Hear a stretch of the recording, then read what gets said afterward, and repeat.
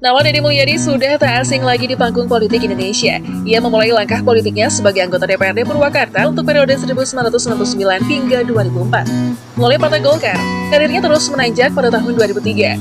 Deddy dipercaya menjabat sebagai Wakil Bupati Purwakarta dan kemudian naik menjadi Bupati Purwakarta selama 2 periode, yakni pada 2008 dan 2013. Kini ia tengah mengemban amanah sebagai Gubernur Jawa Barat. Deddy Mulyadi lahir di Subang pada 11 April 1971. Ia adalah anak bungsu dari 9 bersaudara, buah hati dari pasangan Sahlin Ahmad Suryana dan Karsini. Istri pertama Deddy Mulyadi adalah almarhumah Sri Mulyawati. Meski pernikahan mereka jarang disinggung di media sosial, pada tahun 2022 Deddy akhirnya membagikan kisahnya secara terbuka.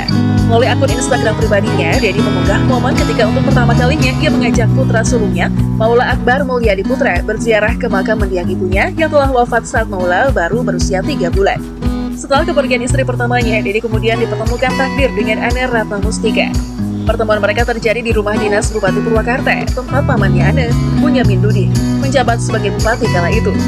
Sayangnya, rumah tangga itu tidak bertahan lama. Setelah menjalani pernikahan selama beberapa tahun, Ambu Ane akhirnya menggugat cerai Deddy. Dari pernikahan Deddy dan Ane, mereka dikaruniai 2 orang anak, Sudistira Manunggaling, Rahmaning Purip, dan Hyang Sukmahayu.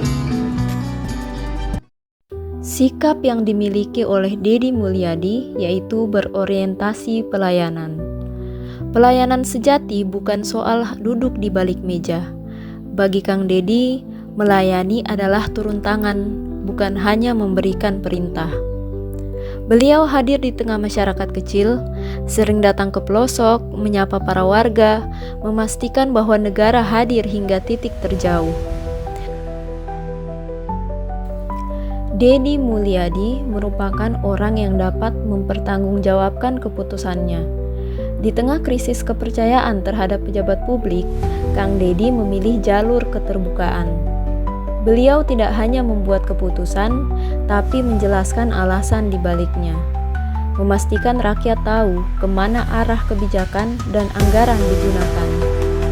Ia juga tak ragu memberikan tanggung jawab dalam bentuk nyata, seperti pemberian bantuan untuk warga.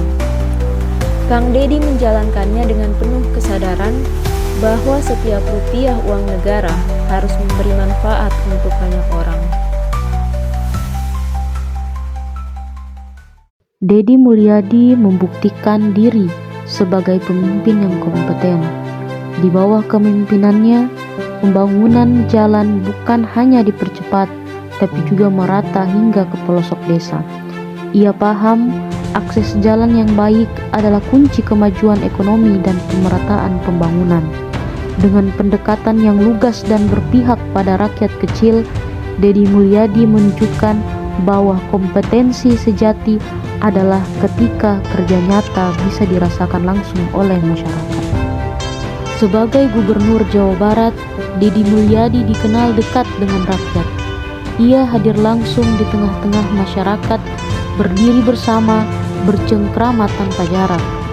Kebersamaan sederhana itu menjadi jembatan keharmonisan, karena bagi Deddy, pemimpin sejati adalah yang hadir menyatu dan dirasakan oleh warganya. Bapak Deddy Mulyadi tak hanya memerintah dari balik meja.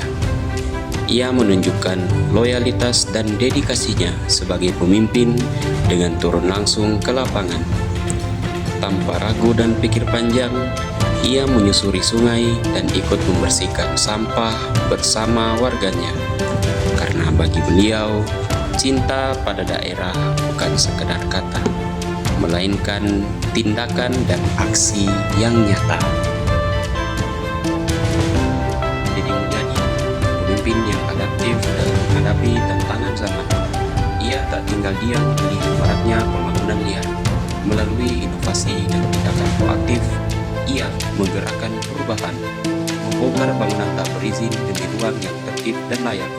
Sikap tegas namun berpihak pada kepentingan masyarakat luas menjadi wujud nyata dari kepemimpinan yang berani dan bertanggung jawab. Tak ada satu orang pun yang bisa menyelesaikan semua sendiri.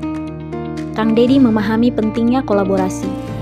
Ia menggandeng semua lapisan, tokoh pejabat, anak muda kreatif, konten kreator, komunitas lokal, hingga tokoh adat. Ia percaya bahwa kemajuan terjadi saat semua pihak saling memperkuat. Dalam pandangannya, kolaborasi bukan berarti melepas kendali, tapi membagi peran agar perubahan bisa terjadi bersama-sama.